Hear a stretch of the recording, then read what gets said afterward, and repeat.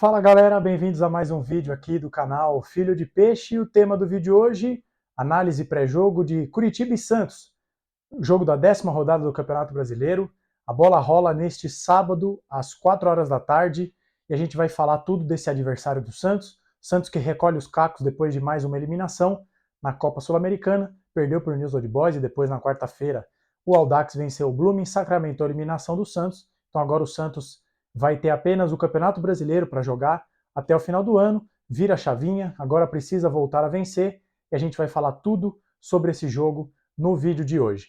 Antes da gente começar a destrinchar o adversário do Santos, falar aqui pontos fortes e pontos fracos, aquele ritual de sempre. Está chegando aqui pela primeira vez? Seja bem-vindo, se inscreva no canal, ative o sininho para receber as notificações assim que os vídeos forem publicados, deixe um like para que o YouTube recomende o meu conteúdo para o maior número de pessoas e espalhe esse vídeo nos seus grupos de WhatsApp e de Telegram para que o maior número de pessoas tenha acesso ao meu conteúdo. Estamos muito próximo dos 1000 inscritos. Eu agradeço a todos vocês que se inscreveram aqui nos últimos dias. Faltam apenas 13. Conto com sua audiência, com seu compartilhamento para crescer cada vez mais. O Santos deve ter alguns retornos. O Odair esboçou o time no treino de hoje, gravando esse vídeo na tarde da sexta-feira, pouco depois do treino do Santos. Em relação ao time que jogou contra o News Old Boys na Sul-Americana, duas mudanças, saem o Luiz Felipe e o Lucas Pires, o Gabriel Inocêncio volta à lateral esquerda e o Joaquim, que cumpriu suspensão no Campeonato Sul-Americano, volta ao miolo de zaga e vai formar a dupla com o Messias. No mais, o Santos não deve ter outras grandes alterações e o provável time para esse confronto importantíssimo contra o Curitiba é o seguinte: João Paulo no gol, Natan na lateral direita, Joaquim, Messias e Gabriel Inocêncio, Alisson Dodi e Lucas Lima, Mendonça, Soteldo e Marcos Leonardo. O Santos vai enfrentar um adversário que não vem bem, que não vence há 15 jogos. O Odair está pressionado e eu acho que se o Santos não vencer o Curitiba, mesmo que ainda tenha aquele discurso de que o empate fora de casa não é tão ruim, acho que se o Santos não vencer o Curitiba, a situação do Odair fica insustentável. Se perder, então, acho que é caso de demissão, porque o Curitiba, como eu acabei de falar, não vence há 15 jogos, não tem nenhuma vitória no Campeonato Brasileiro. Então o Santos tem, com todo respeito ao Curitiba, a obrigação de vencer no Couto Pereira. E para falar do Curitiba, apesar da má fase do Santos, convidado especial aqui no canal, meu amigo Alexandre Senechal, trabalhou comigo na revista Veja, hoje está trabalhando no sul do país, na Rádio Jovem Pan, ele cobre os times lá do estado e vai falar tudo mesmo sobre o time do Curitiba. Eu agradeço desde já ao Senechal por ter se disponibilizado a gravar aqui pra gente. Então fiquem agora aí com o comentário do Senechal e na volta eu trago mais algumas informações pra gente comentar o que esperar desse jogo. Então, vai daí, Senechal. Fala, meu grande amigo André Siqueira, fala pessoal aqui inscrito no canal Filho de Peixe. Eu sou Alexandre Senechal, sou repórter aqui em Curitiba da Jovem Pan News e vou trazer algumas novidades, algumas informações aqui do adversário do Peixão, do adversário do Alvinegro Praiano na 10ª rodada do Brasileirão. O Santos visita o Curitiba aqui na capital paranaense, no Couto Pereira. E claro, vou atender esse pedido do meu grande amigo André e vou trazer as informações do Coxa para vocês ficarem ligados aí, né, no adversário do Santos nessa rodada. Estou aqui no meu estúdio, como vocês podem perceber, camisa do Pelé autografada aqui no meu estúdio, né? O Pelé, o grande ídolo de quem gosta de futebol, seja santista ou não. Então nada mais justo que eu gravar daqui esse vídeo para vocês. Vocês acham que o Santos está mal? Vocês precisam ver o Coritiba. O Santos não vence há 7 jogos, né? O Coxa não vence desde o dia 23 de fevereiro, lá no jogo da primeira fase da Copa do Brasil contra o Maitá do Acre, fora de casa. O Coritiba conseguiu aplicar 3-0. De lá para cá, o Coxa foi eliminado do Paranaense, eliminado da Copa do Brasil e é o lanterna do Campeonato Brasileiro. Só 3 pontos conquistados. O Coxa tem 3 empates nos primeiros 9 jogos. Realmente a situação muitíssimo delicada. O Coritiba tem a pior defesa do Brasileirão ao lado do América Mineiro com 20 gols sofridos e tem o segundo pior ataque. Fez 8 gols, só o Goiás fez menos, fez 7. Então a situação do Coritiba tá muito complicada, tá calamitosa. O Coritiba nessa sequência aí de 15 jogos sem vencer, são 6 empates e 9 derrotas. Eu faço um levantamento, vou até trazer para vocês aqui. O Coritiba é o pior dos 20 clubes da Série A na temporada. O Coritiba é o que tem o pior aproveitamento, são 39,7% dos pontos. O Coritiba tem 7 vitórias, 10 empates e 9 derrotas nessa temporada de 2023. O Coxa escapou do rebaixamento ano passado, com o Aleph Manga sendo o herói. Aleph Manga, cria da base do Santos, o jogador começou jogando bola aí no Alvinegro Praiano, e esse ano o Manga esteve envolvido num esquema de apostas lá da Operação Penalidade Máxima, foi citado no esquema, chegou a ser afastado, agora foi reintegrado. Talvez pinte como novidade no time titular para a partida contra o Santos. Não é verdade que seja uma certeza absoluta, já que o Manga voltou apenas no último jogo contra o Palmeiras, marcou o gol do Coritiba, é verdade, no segundo tempo, mas a grande chance é que ele fique no banco de reservas, mas estará à disposição do técnico Antônio Carlos Zago, ex-zagueiro da Roma, que é o treinador aqui do Coritiba. Coxa vem mal, como eu trouxe para vocês, os números não são muito bons e vem com muitos problemas defensivos principalmente. Além de ter a pior defesa do Brasileirão ao lado do América Mineiro, o Coxa não terá 2 zagueiros titulares, o Kusevich, ex-Palmeiras, e o Bruno Viana, que jogou no Flamengo, 2 caras aí que são titularíssimos dessa equipe do Coritiba, e eles não devem jogar, eles não vão jogar porque eles estão suspensos pelo 3º cartão amarelo.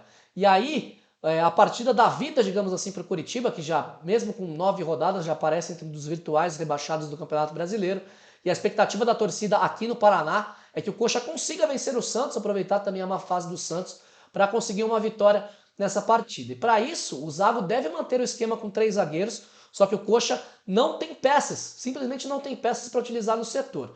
O Vitor Luiz, lateral esquerdo, ex-Palmeiras, vocês conhecem muito bem, ele tem jogado em alguns jogos improvisado na zaga como um zagueiro pelo lado esquerdo, e o Coritiba pode utilizá-lo ali no setor. Outro cara que pode ser titular, e aí se jogar, será titular pela primeira vez como profissional, é o Jean Pedroso. O Jean Pedroso é um zagueiro que disputou o Sul-Americano e foi campeão sul-americano sub-20 na seleção do Ramon Menezes. Foi titular, ele sequer havia sido convocado, mas aí ele acabou indo com as baixas, né, de alguns jogadores, ele acabou indo para o Sul-Americano, foi titular, e no Mundial a mesma coisa, não foi convocado por causa de cortes, ele foi convocado para o Ramon Menezes depois, numa segunda listagem, foi titular também do Mundial Sub-20, esse recente que o Brasil perdeu para Israel, e acabou sendo eliminado precocemente da competição. É um jogador que foi muito bem, é verdade, tanto no Sul-Americano como no Mundial, mas não tem experiência nenhuma como jogador profissional, é tido como uma grande joia do Coritiba, mas é uma incógnita, né? A gente não sabe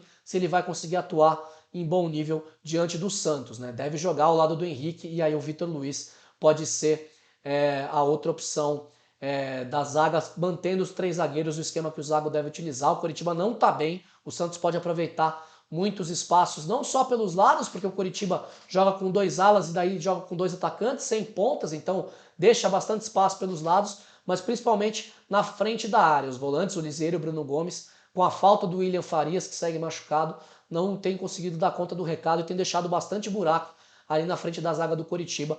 O Santos, com o Lucas Lima ali, com as investidas por dentro do Marcos Leonardo, pode aproveitar e muito bem os espaços, mesmo jogando contra o visitante no Couto Pereira. O Coritiba hoje é o adversário mais frágil do Campeonato Brasileiro, e apesar da torcida estar com uma expectativa boa de vitória, vem numa fase muito ruim e vem muito pressionado, não só a equipe, como também o técnico Antônio Carlos Zago.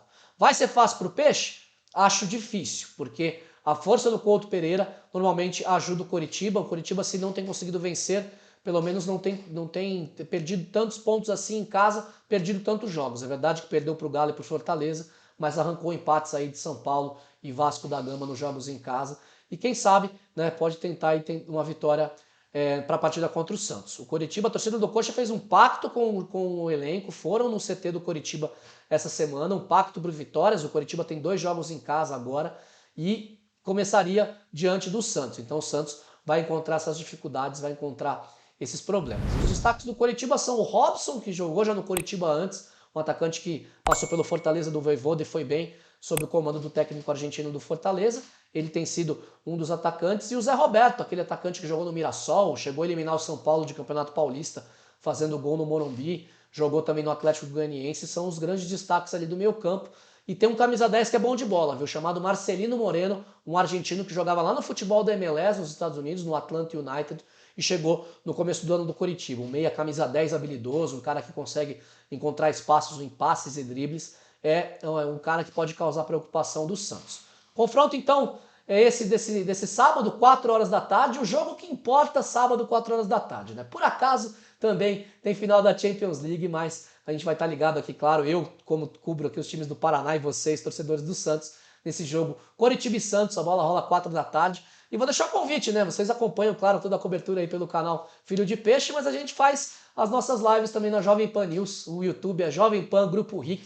Se você quiser acompanhar o jogo com a gente, acompanha, vai lá no Jovem Pan Grupo RIC e dá essa moral pra gente aí. Fala assim, ó, vim pelo canal Filho de Peixe, que a gente manda um abraço pro André lá na live, beleza? Gente, prazer, obrigado, espero que vocês tenham gostado aí do conteúdo do adversário do Santos. E claro, quando o Santos vier jogar em Curitiba, tiver adversários paranaenses, eu volto aqui para ajudar o meu amigo, para trazer informações aí dos adversários do Peixão. Valeu, boa sorte para vocês e ó, se inscrevam no canal do André, hein? Filho de Peixe, esse canal, conteúdo de primeira qualidade do Santos. O André é um cara que dispensa comentários. Forte abraço, valeu! Bom, como vocês viram, o Senechal falou dos problemas do Curitiba, ele falou da possibilidade do Vitor Luiz jogar improvisado como um zagueiro pela esquerda. Outros portais deram a possibilidade do zagueiro Thiago Dombrowski jogar também como um zagueiro, mas, como ele disse, o Curitiba deve manter o esqueleto ali com um time, um esquema com 3 zagueiros. E aí, a primeira grande questão é a seguinte: quando foi a última vez que o Santos jogou contra um adversário que jogava com esse esquema de 3 zagueiros e 2 alas? Foi naquele traumático jogo Santos e Bahia em que a gente é eliminado na Copa do Brasil. Para que o Santos não tivesse tanta dificuldade para marcar o Bahia, qual foi a saída do Odair, qual foi a sacada do Odair para tentar neutralizar os ataques do Bahia? Para acompanhar um dos alas do Bahia, o Odair colocou o Mendonça para voltar e compor uma linha de 5. Vou deixar 2 imagens aqui para vocês. A primeira, logo no primeiro tempo, em que a gente pôde ver essa mudança tática. Na imagem aí para vocês, o Mendonça compondo uma linha de 5 para conter as subidas do lateral Chaves. E a segunda imagem, que vai entrar agora para vocês também, já no segundo tempo, com o jogo ali mais num ritmo um pouco mais frenético, o Mendonça também compondo a linha de 5 para evitar que os jogadores do Bahia tivessem a superioridade numérica no terço ofensivo. Qual que é o grande problema dessa formação? O Mendonça fica muito longe do gol. Num cenário em que o Santos rouba a bola e tem que contra-atacar, um dos jogadores mais velozes, um dos atacantes do Santos, está muito atrás, ele tem que percorrer 50, 60, até 70 metros para chegar no gol. É um desgaste muito grande e você perde a característica principal de um atacante, que é atacar. E aí eu vou falar de um ajuste, né? Iludido que somos, a gente torce sempre para que o Odair treine variações, mude o esquema do Santos. Eu vou colocar um campinho para vocês com uma mudança de esquema tático, unindo ao útil ao agradável, porque o Mendonça não vem jogando bem, mas a gente já vai explorar essa questão um pouco mais para frente aqui no vídeo.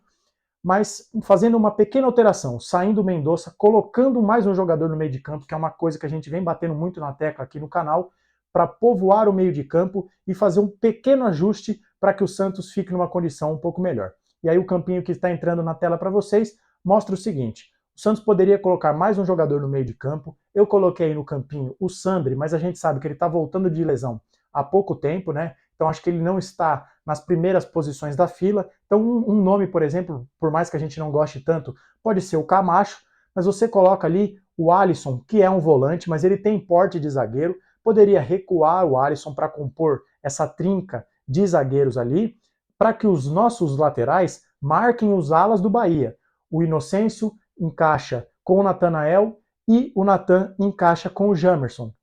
Com isso, você tem o Alisson jogando centralizado para poder auxiliar tanto o Messias quanto o Joaquim. Você teria ali o Alisson para ajudar qualquer um dos 2 zagueiros que não fiquem na condição de mano a mano, e além do mais, como vocês podem ver na imagem, o Santos teria ali um meio de campo com perfeito encaixe. Cada um dos nossos homens de meio acompanharia os homens de meio do Curitiba. O Dodi pega um, o Sandri ou o Camacho pega outro, e o Lucas Lima ali faz aquela sombra no primeiro volante do Curitiba. E além disso, você deixaria o Soteldo mais perto do gol, evitaria o desgaste dele ter que vir aqui atrás marcar, ele ficaria mais próximo do gol para poder explorar a sua velocidade em cima do Henrique, que é um zagueiro um pouco mais lento. Mas a gente sabe que é muito difícil que o Odair faça essa mudança tática, então eu vou mostrar o campinho do Santos, né, com a provável escalação, como a gente já falou, e aí mostrar também mais uma vez como que o Santos poderia, com um pequeno ajuste de posicionamento, mudar algumas coisas para tirar o melhor dos seus jogadores.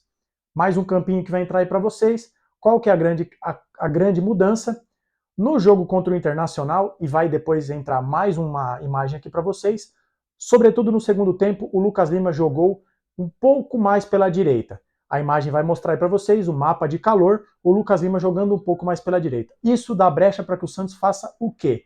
Já que Mendonça e Soteldo jogam melhor pela esquerda, você poderia fazer um pequeno ajuste, trazendo o Soteldo um pouco mais recuado para jogar mais próximo do Lucas Lima, como se fosse um segundo meia, e você devolve o Mendonça para a esquerda, jogando como um segundo atacante, como ele rende mais, e como ele jogou, por exemplo, no Ceará. Então você tem o Mendonça como um segundo atacante, mais pela esquerda, para atacar na diagonal, se deslocar, tentar confundir a marcação do Coritiba. Enquanto isso, você tem o Lucas Lima numa posição que ele já desempenhou e o Soteldo jogando próximo a ele para ter mais alternativas para que o Santos troque passes, tá? E aí só um dado para a gente encerrar o vídeo.